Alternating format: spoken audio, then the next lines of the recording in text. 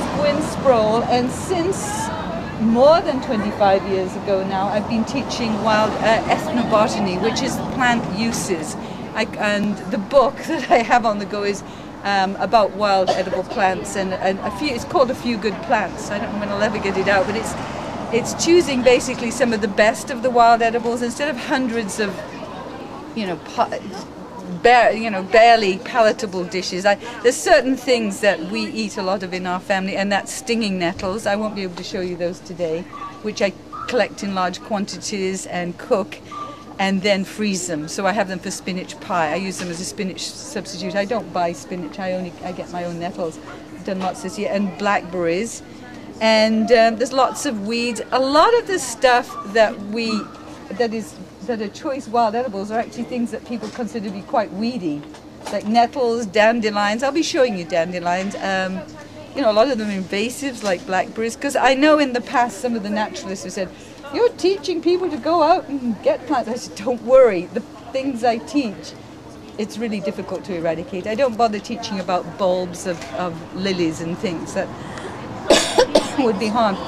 Anyway, since I was probably the age of these guys over here, I have been studying plants. Basically, I've been studying wildflowers all my life. I was a very solitary child, and it wasn't until 25, 26 years ago I decided to look into the plant uses, and then I invented a course which I then taught at North Island College, Evening Extension.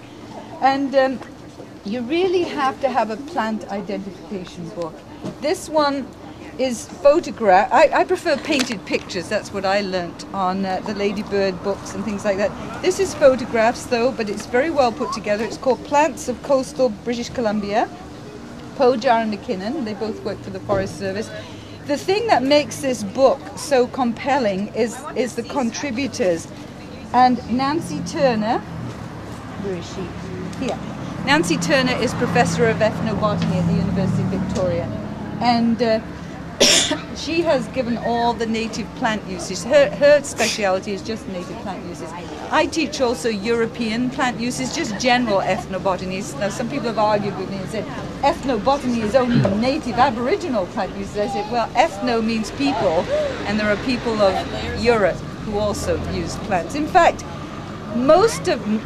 many of our medicines that we use today are made on formulas that are based on the plant chemistry. For example, Valium is based on the formula for valerian. It's a plant that grows in the mountains, and it's a sedative and a relaxant.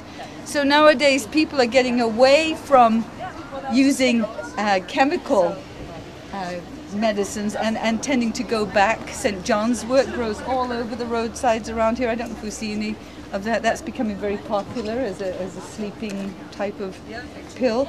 So anyway, we're having a move back to it, and there's such an interest in collecting plants nowadays. I think partly because it makes the world light up. When you're going out for a walk, you're not just seeing the scenery going by. I happen to all the time be looking everywhere I go, and then eating things on the run, and it's great for kids. Kids are natural foragers. My kids would not eat spinach, but they loved stinging nettles. They loved chickweed salad. They used to go, "Oh, lovely mummy, when I make a chickweed salad." And it's just a weed in the garden, as you know, chickweed with that tiny white flower. Anyway, without more ado, welcome, by the way. I'm Gwyn Sproule, and we'll be about an hour. We're just going to go across the road. I'm even going to show you stuff on that little bank outside the rec centre. There is virtually nowhere, anywhere, that there won't be something to eat. You know, even I've seen in parking lots downtown, a little crack between the wall of a building and the parking lot, and there's all these dandelions pushing out. The will for plants to grow is very great, even in man-made territory. So anyway, we're going to leave. Welcome, Gwyn.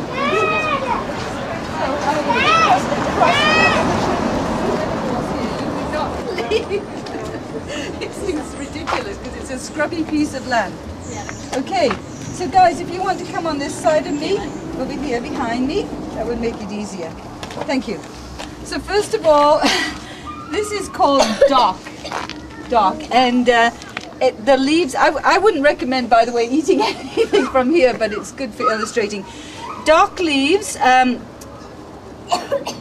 they're quite sour and a bit fibrous, but the thing what I do is when I'm making a salad, I will collect a whole bunch of little green things. So you get the hot, you get the sour, you get the sweet.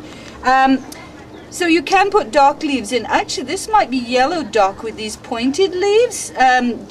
Generally the other dock, yeah, when it has a pointed leaf, yellow dock is used, the root of this is used in many healing salves. I know I bought yellow dock root to put in things. By the way, that's the other thing I want to say is that many of the things I teach that you can eat are also healing in themselves. I mean, they're not the kind of things that if you took too much of, you would have a reaction, but they're just generally beneficial for the system. The one I wanted to show you, and you've probably seen in your garden a lot, it's not really in flower right now, chickweed. Hands have you seen chickweed in their garden? This is one of the best salads you could have. As I say, my kids used to go nuts over it. I grab the whole plant out of the garden, and the roots are like yay big. So I'll get it all in a big spaghetti mess, and I'll pull off the little roots and wash it really well, and then just throw it in the salad dryer, dry it, tear it up a bit, and then put olive oil and lemon juice on. That's my main dressing for most salads, is olive oil and lemon juice. So we've got chickweed, which will have it will have a little tiny white flower. So you probably know that well. And what else do we have in here? Well, we've got dandelions, but I'm going to find better dandelions. There's the young dock, you see there. So it's two things. And that one has a round leaf. Yeah, I think that we've got the round leaf dock, and I'm not sure. It looks to me like we've got both kinds of dock. Anyway, Rumex is its Latin name. By the way, my degree's in Latin, but I very rarely use Latin names because I work with the people, and I always think it's better to give common names. They're more interesting. But I don't know what's going on. Once again, here we are. We've got tons of chickweed. By the way, it's all right to pull it out. You can begin to see the little flowers. So there's lots and lots of chickweed here, and Okay. this is, again, another very common, let me put my glasses away, I don't need those, a very common garden weed called shepherd's purse, and I'm trying to show you how you would know. It's got little white flowers, but the seed heads when they come, oh, there we are, see the little seed heads? I'll pass it around. Shepherd's purse, you see, it's got little heart-shaped seeds because the Greek shepherds used to traditionally have little heart-shaped purses that they wore across the peroral stomach. So shepherd's purse, again, very common in gardens. It's got quite the leaves taste a little bit like watercress, that sort of nice pungent taste. So it can be used just for eating, but medicinally, shepherd's purse is a very strong astringent for stopping bleeding. So typically people who have a natural home birth and whatever, and it's generally the tea is available for for mothers to drink after giving birth. And I guess you could, with many of these leaves, you can make a sort of poultice and bind it onto a wound. You either mash it up or pour boiling water on and put it on. So there we are, two more garden weeds. I'll show you other weeds. And That's shepherd's purse. Shepherd's purse, because of the little heart-shaped seeds. So here we are. Oh yes. Yes, everybody knows clover. Red clover. As kids, you probably know that you can pull out the flowers and suck all the nectar out of the bottom of them. What you could do with red clover is to pick the flowers while they're still in good shape, just the flower heads like this, and put them on a tray and dry them and have a delicious dried clover tea. Only the flowers, clover flower tea. It makes, you can add it to a mint tea, you can blend your own teas. Some people say, worldwide in the herbalist world, that actually red clover can cure cancer. There are people who actually believe it has very healing properties. We're talking about the flowers. Now, this is not poisonous, not at all, but it leads to great digestive upsets. If sheep get into a field of clover, they get all this gas inside them and actually blow up. And if you ever saw Far from the Madding Crowd, the movie of Thomas Hardy's movie, where the shepherd had to go and, you know, deflate all the sheep because they got into a field of clover. So the First Nations did not eat clover leaves, but they did eat clover roots. Yeah, I should just say a brief note on the First Nations use of plants. They tended to eat mostly salmon and protein, but there was ceremonial uses for a lot of plants, like the roots would have to be eaten with a certain kind of thing at a certain kind of ceremony. And clover roots, I think, were more of a subsistence food. So we've got red clover.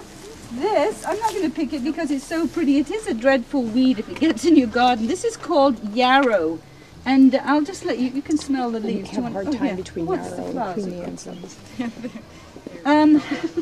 This, you see how lacy it is? You can smell some after. The leaves are very aromatic. Now, yarrow makes a very good tea for colds, coughs, flus. So the whole plant, you could pick the flowers and the leaves, and you can make use. The thing is, you can use any of the plants fresh in a tea, or you can use them dried, but you shouldn't use them when they're wilted or 2 or 3 days old because they might be giving off some kind of gases in the decomposition. So you want really fresh or really dry. That's your choices. I love to tell useless information about plants. That's partly what's going in my books, but its Latin name is Achillea. Achillea. Good morning. And Achilles was one of the Greek heroes at the Battle of Troy, and as you know, in those days people knew what their fate was going to be when they were born, because he was the son of the daughter of the dawn, Eos, and she heard he was going to die later in battle. So she, as a baby, she made a yarrow tea, a big vat of it, and she took him by the heel, the ankle, and she dipped him into the tea to make him immortal. But she was holding on to his heel, and that right heel did not get dipped in the tea of immortality. So at the Battle of Troy, guess where he got the arrow? Right in his heel. So that's what we talk about. Achilles' heel is your weak spot. So roundabout story. The other rather useless story, but I love, is that the I Ching is a Chinese divination system. I don't know too much about it, but in that you throw sticks, and whatever pattern they land in, you look it up in your book or your cards, and it tells you what's going to happen. Well, the yarrow stalks were originally used for telling the I Ching. Any more questions about yarrow? How do you tell yarrow from Queen Anne's lace? Yes. Oh, okay. Wow. And can you use the roots? I haven't used the roots. How to tell from Queen Anne's lace? Well, Queen Anne's lace is in the parsley family. You know what parsley leaves look like? Queen Anne's lace looks more like parsley. If you look at this, it is extremely... I understand what you're saying, because When it's a different plant, though. It's a different family. So the leaves are altogether different. Yeah, have a look at them. And Queen Anne's has white flowers. Yeah, well, this actually, to be quite honest, yarrow normally has a white flower. I don't know why it's pink. It's prettier pink, but typically it's white. Yeah, so as we go by, you should have a smell of it. Queen Anne's lace does not smell aromatic like this. I think actually, Kind of skunky. is it in the mint family? Yeah. I'm just trying to think. Like a ruby or something. No, not quite. How you tell things that are in the mint family is if they have a square stem, 4 sides to the stem. No, I forget which family this is in. I think it's in the same family as dandelions and stuff. I'm not quite sure. But anyway, that's yarrow, and it's good for colds and flu. Gosh, I was just here yesterday. I never noticed all the stuff. As I say, it's all kind of weedy, and to most people would pass it by. This is plantain. We're going to be seeing another kind of plantain today. This is ribbed plantain. Plantain you can tell because if you look at the back of the leaf, you see it has parallel veins. And this kind of seed head, this is the ribbed plantain. Once I was trying to find something something I could make for somebody who had severe allergies in the spring, pollen allergies. And I looked up in my herbal book, and you make a tincture of the leaves of rib plantain, and I'll tell you how to make a tincture. And then you just take a few drops every day in water. Now, this was a teenage girl I was making it for, my daughter's friend, and I don't think she ever used it. But to make a tincture of leaves, to get the essence out, the medicinal essence out of these leaves, you get a lot. I can't remember how many. I packed them into a canning jar, and I poured vodka on top. Oh, and alcohol will draw out the plant pigments, the healing plant pigments. And after 2 weeks, it was a really dark green liquid in the bottle, and then I strained out the leaves, and then I put it in little droppers. But you see, one thing I must say, by the way, is I'm not a healer. I'm a botanophile. I'm a self-taught botanist, and I don't treat people. I just have an interest, and I like to show people. You could follow up on this. That was the other thing. We didn't sign any liabilities, so. This is just what I have learned. We should have brought a berry. They'll seek it out in the field. Oh, yeah, this is edible, by the way, too. It's very fibrous, but if you chop it up, you can put it into your salads. It's totally benign. So it's just that it's chewy and... What is that? Oh, yeah, here we are. So this is Queen Anne's lace. It does look like parsley. Yeah. I know that. And this has a different smell, by the way. It has a carrot smell. Yes, it does. Oh, it does. Because parsley, carrot, Queen Anne's lace are all in the same family. One of the things I've tried to do over the years when I was teaching this course more formally is to find a way to get people to notice leaves. And I have these little exercises I do in schools with kids, giving them a handful of very different shaped leaves and having them sort them, and then I give them the, in the back of the book is a, see, there is a guide. There is actually, you know, you want to start sorting your leaves into shapes. Like this, the Queen Anne's lace would be sort of in that family, like that. Once pinnate means like once feathered. So I'm trying to get people, because like there's quite a few leaves that are, say, heart-shaped, like the wild ginger, the wild lily of the valley. The shape of them is almost identical, but if you turned over and looked at the veins or felt the surface or looked at the color, that's the kind of thing I would like to teach to the public more, to start observing leaves. And it's very hard. I mean, as I say, I've been doing it since I was her age, so that's a long time, and it's in my head. I can just look at a plant and almost guess what family it's in by the leaves and the flowers. Sorry, just Yes. this is the difference, or a big difference. Oh, yeah. Little spears. Like the yarrow doesn't have the little leafy parts. That's a good point too, yes. Yeah, you do have to spend time just really looking at plants, and it's just a question. And looking at them in all seasons, I meant to say that's another thing, because remember that at certain times of the year it's better to eat the greens, like in the spring, and the burdock roots in the winter, but you sort of need to know what the plants look like all year round. So, Yeah. point. Good. There's even a little tiny trailing blackberry. This is our native blackberry, which is so annoying to most people. We only have one native blackberry, and it's the trailing blackberry. And of course it's really dangerous if you don't have gloves on and you're trying to rip it out. I nearly cut my finger off on this stuff. It has a little berry that's ready much earlier than the invasive ones. We're going to see one of the main invasive blackberries. So anyway, people say that these blackberries are sweeter and more juicy than the imported ones. But they're only ground? Yes, they're always on the ground, and they'll grow down banks. They're always very low to the ground. As a healer, it's got this little flower. Hypericum is the family name, and there are many kinds of St. John's wort. This is the kind, I think it came from Europe, so it is an invasive thing. It just has taken over the roadside. But there are so many ways you can use St. John's wort. You can get the flowers. This is really late for the flowers. They're usually out in the summer. You can get a handful of the flowers and put them in a jar with olive oil, and the olive oil will also bring out the pigments. So you'll get this lovely orange. Actually, it's a beautiful orange-colored oil if you leave it in, in the sunshine.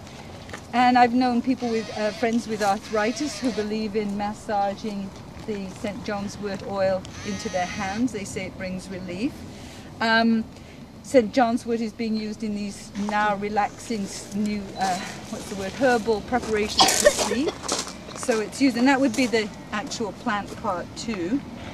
I've forgotten why it's called St. John's wort. It's something to do with the eve of St. John's. It's believed to flower. The Crusaders, when they went to the Holy War, used this plant for healing their wounds. Here we have, so that's anything more about St. John's wort. This has a yellow flower, like little buttons. They've really deteriorated. In summer, you end up with all these little yellow buttons, and this is called tansy. Again, it has an aromatic leaf, and it's a really strong smelling leaf. I'll let you hand one, pass it around. Tansy. I have been searching for useful, I know it's used in medicine, but it's one of those things you have to know what you're doing. You know, some people say pregnant women shouldn't take it, pregnant women should take it. I've read so many conflicting things, so I tend to, I would say, steer clear of it. But it's, there's a pudding called tansy pudding made by the gypsies at Easter in England. It's one of the bitter herbs, and apparently in the Christian religion you're supposed to eat some bitter herbs before Easter, for Lent I guess. So tansy pudding has some of the leaves in it, and often gypsies will call their kids tansy. It's just a lovely name. This here is one of our invasive blackberries. We have two invasives. This is the Himalayan blackberry with these huge leaves, and this came from the Himalayas to Europe and then came here. I mean, that's a whole study. How did all these invasives get here? Probably in ballast that came on the ships, on the railways, with plants that came from nurseries in England. We don't know, but a lot of things have managed to make their way here. Now, the thing about the redeeming feature about blackberries is that if there was one fruit, if you could only save one wild fruit bush in the world, blackberries would be it. There are so many uses for blackberries, and here in British Columbia, especially on the islands, you get them like they're monstrous. When I first arrived in this country in 1976, exactly this time of the year, it was just before Thanksgiving, I went to Salt Spring Island, and they were like grapes, and nobody appeared to be picking them. And I realize now there are just too many. We didn't have, in the north of England, we didn't have this species. We had that one, I'll hopefully find it, the cut leaf, with the really tight little berries. That they're okay, but they're not as juicy as these. You can make wine, you can make cordials out of it. There's no end to the uses for blackberries. Jam. The seeds are a bit annoying. You sort of best if you can take out the seeds. But anyway, it's very, very useful. I think blackberry root and blackberry leaves are very good for diarrhea. They're astringent. When I say astringent means something like tea. You know, like a really dark black tea is astringent. You get that sort of puckerish feeling. Astringent means it will dry up if you have any excess of fluids, whether it's whatever. Astringent plants will dry those things up. So blackberry leaves could be used for that. And very harmless, very healing. I mean, really, all the plants, all the wild plants have way more nourishment in them than anything you would get in the store because they're fresh. One observation I've made, and I'm not sure if it's true, we didn't used to have so many of the Himalayan blackberries in Cumberland. We had more of the cut-leaf blackberry, which seems to go with colder climates. But I'm observing, I've been 30 years just living down on the Cornwalk Lake Road, I'm observing more and more Himalayan blackberry. Could be to do with climate change. It seems to like a slightly warmer climate. That's why it's so prevalent on the island. So could be a sign of climate change. Oh, broom. Somebody said, uses for broom. Well, probably it was used for sweeping houses. Maybe that's why it's called broom. But I understand that it does, you can make a tea that will, on the outside, kill fleas. You know, it's actually a poison for getting rid of insects and stuff on animals. The flowers are very sweet smelling. I don't know if you've ever smelt them, and they're used in Spain to make a certain kind of perfume. And I have made wine out of the flowers. The plant itself is kind of poisonous, but the flowers I've made broom flower wine, and it's really quite delicious and a beautiful colour. So that's about it. There is some use. There's almost a use to everything. Okay.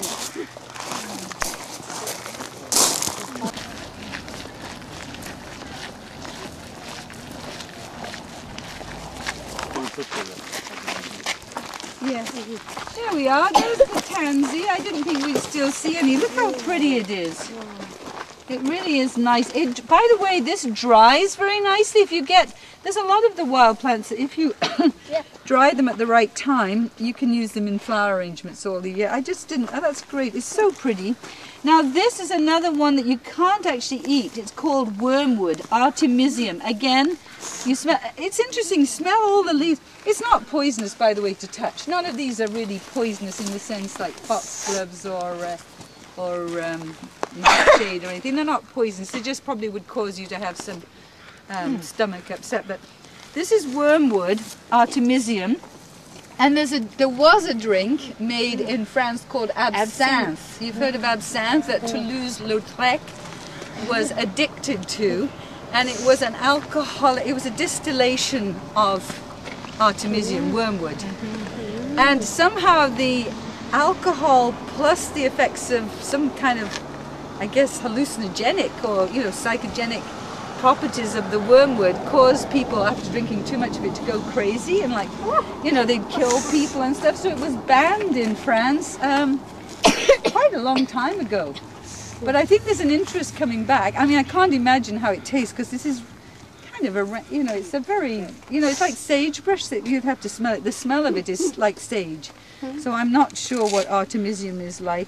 Yeah, I once did this field trip with some young people in their 20s, and they all seem to know the website where you go to learn how to make absinthe, and they sent me I never followed up on it. But I thought, this is a new interest in wormwood. The reason it's called wormwood, though, I understand you can make a tea out of it and get rid of worms. It actually is a vermifuge. The word is vermifuge, which means get rid of worms. So I don't know. Again, I have no idea of the amounts or what it's used, but I just think it's interesting. It has this lovely silvery, I think it's really pretty, but again, it takes over on the roadside. By worms, do you mean the kinds of worms that inhabit intestinal worms? Yes, okay. yes. A vermifuge is usually. This is mare's tail or mare's tail. This is one of the most primitive plants we have nowadays. This comes from the time of the dinosaurs. All I know about this is that if you feel it too, it feels really scratchy. It's got lots of silica in. So I understand silica is necessary to treat certain eye conditions. Again, I don't know more than that. But the main use for this is if you're camping, it makes a great pot scrub. It's very, very scratchy. So there's always a use for everything. So you can see, remember what is this? Plantain. Plantain, very good. Ribbed plantain or ribbed, That's about it. That's the kind of... Here. This is huckleberry. Oh, I know what I'll do. I'll bring you a branch over. It doesn't belong to those people. Here, there's red huckleberry. I'll bring some over to you. Now, of course, these are extremely late, but they put here, you guys. They don't taste very good. They're a little bit sour. Yeah, just the berries. A lot of people don't know. Maybe we just should get off the road a little bit because this is a bad corner. A lot of people, most people don't seem to bother with the red huckleberries. They go up to the mountains. No. They're okay. They're like little rocks. Oh no, they're fine. They're just watery. You Okay. can eat them, you just can't eat too many, or it says like you go nuts if you We eat pick too them all the many. time, but these little brown on the top. Huckleberries? You go nuts. If you eat too many, that's what the Indians used I to don't know say. how you could ever eat too many. The huckleberries are exactly. In fact, our blueberries that grow in the mountains are actually black huckleberries and blue huckleberries. The blueberries are typically those little plants that grow in the east. They're all the huckleberry family. They're just not as sweet as the blueberries, but they make the most incredible pie. Red huckleberry pie is so juicy. I have to admit that I have them all. I live in the forest and they're all on my driveway, and because they're so fiddly to pick, But my friend from Courtney comes up and goes, how come you're not picking your huckleberries? And I feel really guilty about it because it's a waste of food. They're just sitting there for the birds. By the way, the First Nations, how they picked blueberries and huckleberries is that they made combs out of salmon spine, you know, the salmon carcass, you know, when you pull it out and you dry it, you've got a perfect little comb. When I was teaching up at Mount Washington the other week for the Alpine Food Fest, I actually brought one up, a salmon bone. I put it in the dishwasher, and I showed people how to pick, just to run it through, comb through the bush. Then you end up with the leaves and the berries in a bucket, but you put water in the bucket, the leaves float, and the berries sink to the bottom. So it's probably quicker than just hand picking. I don't know. To me, I just prefer to hand pick. I find that they have a bit of a liquor. It's kind of gone a little off at Right, waxwings will eat it and get drunk. The robins used to. Actually, they taste sweet now. No, they're just a bit watery. They're not off. They're. I eat all kinds of stuff. But you have to watch me now, see if anything happens to me. You probably all know this plant, and I do wish I had a shovel with me. I don't think this is going to work. I'll give it a try. You never know. This is probably one of the most useful. Oh, it didn't work. No. You know what dandelion roots look like. They're long and sometimes they're forked, and they're really hard. If you don't get the whole thing out, then they'll just keep growing.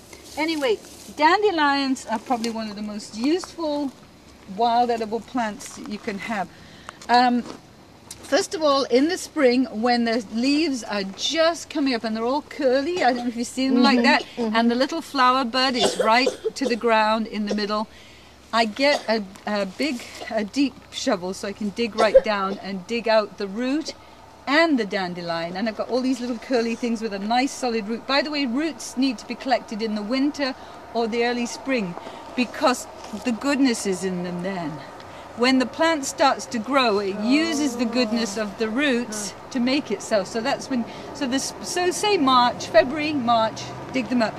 I wash them in lots of buckets of water, and then I take them into the house and I cut the greens from the root, and I lay the roots on cooking sheets, baking sheets, and I put them in the oven to roast, and they just keep cooking. You can either, I wait till they're rather a dark brown color, and when you snap them, they just break.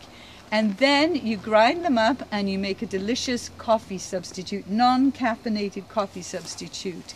And yeah, so kids can drink it, and it's actually almost naturally sweet. It's quite strong. I often end up making it too strong. A bit like postum or Inca or what do you call it, crackus. Tastes a lot like that. It has a kind of, I think it's, I've forgotten what the sugar in it is, but it's very digestible. Anyway, so that's it. And you can eat the dandelion roots fresh, like a kind of carrot. So that's two uses for the roots.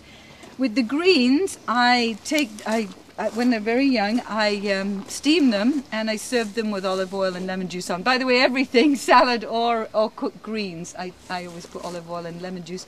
When I was 21, I had the good fortune to go and live in Greece for a year. And at first I was living with a family in Athens. And one day, I think it was February, we all got into cars and going, oh, we're going out to get horta. I was going, what the heck is this? And I was so disappointed at 21 years old to find out that we were going to dig dandelions in the country. And then they brought these big piles of greens back, you know, and they do everything big and a big heaping plate. And actually it wasn't bad. They're quite sweet when they're young. It's just later that they get bitter. And of course they're extremely good for you. They're good for your liver. Really cleansing. Oh, there's another plant around here called burdock, and I don't know if you see it. It's that terrible, terrible plant that's in my garden right now that you get lots of burrs off. I don't know if you've seen those. It has those purple flowers that then become like little Velcro things. I came in from the garden the other day and I was covered in them. And in my hair. I'm going to have to get rid of that plant. So burdock root and dandelion root are both very cleansing and getting rid of toxins. Like if you have a serious skin condition, you should make burdock root tea, and even dandelion root tea. And when we were growing up in England, we all used to drink this fizzy pop called dandelion and burdock beer. I don't know if anybody's from England. By the time we were having it in the 50s and 60s, I think it was like root beer. It was just a sweet concoction. But originally, dandelion and burdock beer was made with those roots, much like root beer would be. And it was a country type drink. And actually I was successful in making a very good beer, a bitter, like an alcoholic beer one time with dandelions and burdocks, and I was going to market it as an alcoholic beverage that was good for the liver. But I never actually developed that. I thought that could be a total winner. Yeah, that would be detrimental. I think they sold some moonshine in Newfoundland during Prohibition that was made from burdock roots. Oh, yes, I just recently read a book by a Newfoundland author, and she was talking about that. Okay, I should follow up. I didn't know if people were doing that here. The other thing is the flowers you can use to make wine, or you can make a really nice fizzy drink with the flowers, and you can do it with elderflowers too. Anything that has the yeast on the flowers, all flowers have natural yeast. You put it in a big white bucket with cold water and lemon juice and sugar. I don't have the recipe with me. Stir it all around, leave it for 24 hours covered, strain it off, and bottle it in pop bottles, and the natural yeast on the flowers combined with the sugar and the lemon, you get a lovely fizzy drink. You can do that with elderflowers. I don't know if we'll see elder today. You can make fritters with the flowers. You can just make a fritter batter and dip the flowers in and fry them. So tons of uses for dandelions. Wow. Quite a few years ago I was doing all the garden clubs on a tour. They wanted me to talk about wild edible weeds, and my thesis was that all the things that people spend so long digging up and trying to get rid of, they should just use them, and it will be good for them. It will calm their nerves about their weed problems. They'll be friends. There's a tiny, tiny, tiny bit. This is another kind of planting. It's an extremely poor version. Do you see? Oh, I know. There is some more. There is some more. I'll show you again. This is called sorrel, S-O-R-R-E-L. I guess it's the name of the sorrel boots. I didn't see this yesterday when I came by. I'm absolutely so thrilled because this is another really useful wild edible. Rumex. Is it Rumex? It's one of the Rumex. Same family as the dock leaves. Quite sour to eat. I mean, I am prepared to eat one of these, by the way. Little kids always go, has a dog peed on here? Yeah. Maybe, but it has rained. It rained. So anyway, in Belgium, I think it's Belgium, they really like sorrel soup. And you can get a garden version of this that looks just like this, but it's quite high. Makes a nice pesto as well. Pardon? Makes a nice pesto as well. Oh, so tell me, what do you do for the pesto? When I was the chef of the old house, we did a sorrel pesto for white fish. Cod or sole. So does he pound it? How does he do it? Does he chop it up fine, or? Well, I made it. It was just ground up with. You can use walnuts, a little bit of olive oil, some lemon juice. Very tangy. Pesto method. Cool. Cool. Hey, can I put that in my book? I'll have to get your card after, and then I can credit you. I'm always looking for something new, and that's the first I heard. I know about sorrel soup. You can make chickweed soup too, but in general, you fry up some onions in some butter or oil, and then you put in your mound of leaves and sort of stir fry them. I mean, we have a chef here now, so. And then I think you put milk and water in. Would you do that and then puree it all at the end? Have you sort of that kind of system anyway? So steam it a bit and then put the liquid in to cook it so it's soft, and then just put it through the blender. So anyway, I don't even know if they put milk in sorrel soup. I'm not actually sure. I have to check that out. But anyway, the thing to notice about sorrel, do you see how it has that, it's got two of those little things. Here, this is a perfect example. It's like a little javelin, really. Arrowhead. This is a really good clump of sorrel. You don't, usually it's so tiny. I saw some up behind, up by the buildings there. That this is very nice, and it has, I wish I could show you its flower. I can't understand why it doesn't have, the flowers are a lot like the dock flowers. They're just these sort of stems with lots of little reddy things on them. So again, some people consider this a real weed in the garden. It's so hard to get rid of because it has those little sort of tiny filaments almost, and then you just leave a little bit behind. And I was going to show you, I'm trying to find you a good example of the the other plantain. Did you see, you know, the round leaf plantain? I don't know if you saw it over there. Is there an example? I think there might be some by the gate. Oh, there's a tiny one of it. Tiny one. Oh, here we are. Here's one. It's not. These are not the best. By the way, it's all right to pull it plenty. So this is plantain. Ooh, what was that? So it's a lot like, I didn't know if it was a worm. It's just it's the slimy leaves. Not that I'm bothered by worms. Again, you remember we saw the rib plantain. This has got ribs on the back of the leaves too. It's the same family. This is what's interesting. The flower and the seed head contains psyllium. And you know that psyllium is the ingredient for Metamucil. So you could collect all those seeds and you would have a laxative. So that's exactly what Metamucil is, psyllium. And I don't know if this is the plant they collect it off. I don't know how they get it. The other very important use of plantain is for healing wounds that won't heal. And typically, so back in 1980 when my Auntie Dolly, who was 80-something, came over to my wedding, she had a sore on her leg that wouldn't heal, but she knew to go outside into the driveway. This is old, I mean she lives in the town, but older people in England would know that kind of stuff. She mashed it up and she fastened it on with band-aids onto that wound and it actually healed up. Or you could pour boiling water on it to make it soft, or you could mash it, you know, whatever way you can do to break it down a bit and then fasten it. You can also make a good healing cream by, again, mashing this up and putting it into a cold cream. In lots of healing salves, chickweed and plantain are used for skin salves. Also, because it's also good for the skin, also think it's also good for the internal membranes. None of these things are poisonous in any quantity, by the way, but they do have a lot of healing properties. Yes, in a tea, that's right. Yeah, you could have the leaves in a tea. And you can eat the leaves, but they're very fibrous. You'd have to chop them up really small. So the narrow-leafed one was for allergies. Yeah. And this one is more for skin and skin, healing. yeah. But I would think they had similar properties. I'm not sure why the ribbed plantain was the one specifically. Yeah. Anyway, both of them, there's no problems with ingesting them or using them externally. Wow, I'm so thrilled about that patch of sorrel. It's so rare that I find one. And mostly I hold up these awful little leaves that people can't tell. Oh, there's the beginning of alder here. We've got, you know what alders look like? Yeah. Well, that's all alder trees behind you.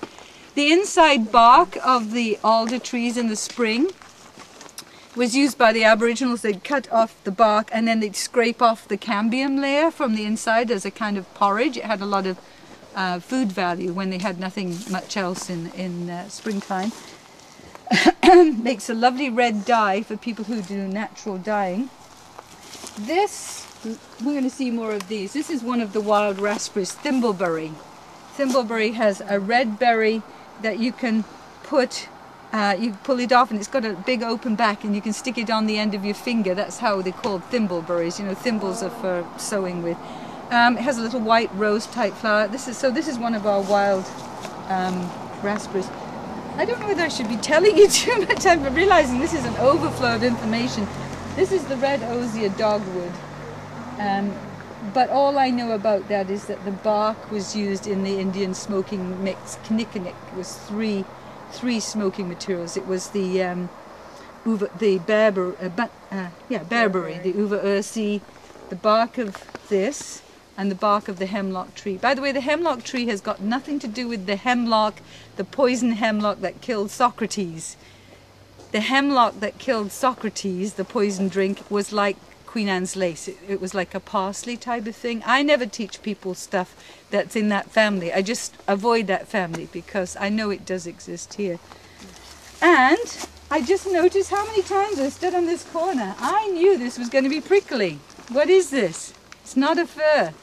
I looked at it and I went, I know what you are, it's a spruce. It looks like, but I headed over and I squeezed it and it really hurts.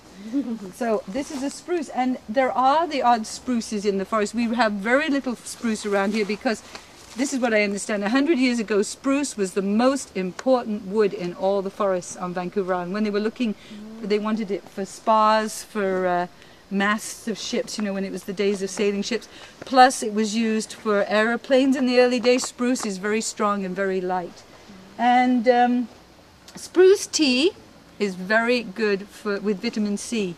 You could just get a handful of these needles at any time of the year, pour boiling water over. Well, I don't know how that doesn't kill the vitamin C. But the early explorers to Canada, the early expeditions from Europe failed because they didn't have enough vitamin C, and they'd get scurvy and die. And they just didn't bother mixing with the First Nations people at the beginning. They thought, oh, we don't want to be there. And then after a while they started listening to them, and they said, well, you just take some spruce. You can use pine or fir or hemlock, the tree, and you can make a very vitamin C rich tea any time of the year. Okay, and into the woods, and we're going to just look at mushrooms. We're only going a tiny bit further, and then we're turning back. By the way, it's not a very good version, but you see this is another kind of blackberry. This is the other invasive. There's two invasives. This is called either the evergreen blackberry or the cut-leaved, and you can understand why cut-leaved. You see how raggy it is? And this is later. I don't know what's happened to the berries, but this is the one that we mostly had in Cumberland, invasive. This is natural. This is the salmonberry. This is one of the wild raspberries. There's quite a few wild raspberries that are native to here. And these berries typically can be red or dark red or orange. The orange ones look like salmon eggs, and that's what. But even within a stretch like this, you might have 3 colors and they'd be ripe. It just seems to have so much genetic differentiation. The First Nations didn't typically store these to collect because they're too watery. If you mush these together, they just disappear through your fingers. Whereas the other one, the thimbleberry and the black cap raspberry, were much drier, and they could make them into little cakes and store them for the winter time. But this one you couldn't. You had to eat fresh. Gosh, I can't believe how much there is to see. I didn't notice this the other day. So, just too many things. So this is the dreadful burdock, which is quite interesting. It's too bad, it's probably just as well I didn't show the kids what we used to do, those kids here. You know, you can get a whole bunch of the burrs together and you can throw them at people. I was very bad with burdock, by the way, as a child. I used to do naughty things. But of course they're absolutely awful because they start breaking apart in your pet's fur and you have to cut them out or out of your hair. Velcro was invented from this. This is what gave the man the idea. They've got little hooks like this, and so that's exactly how Velcro was invented, from this. So here is the first year plant. This is what I'm telling you. You have to know plants in all seasons. This is the end of the second year. These will all fall down now, and next year grow into these. These are the bits. So round the base of an old burdock, look around and you'll see all these new. So this is, it's a biennial, 2 year. It takes 2 years to get from this to this.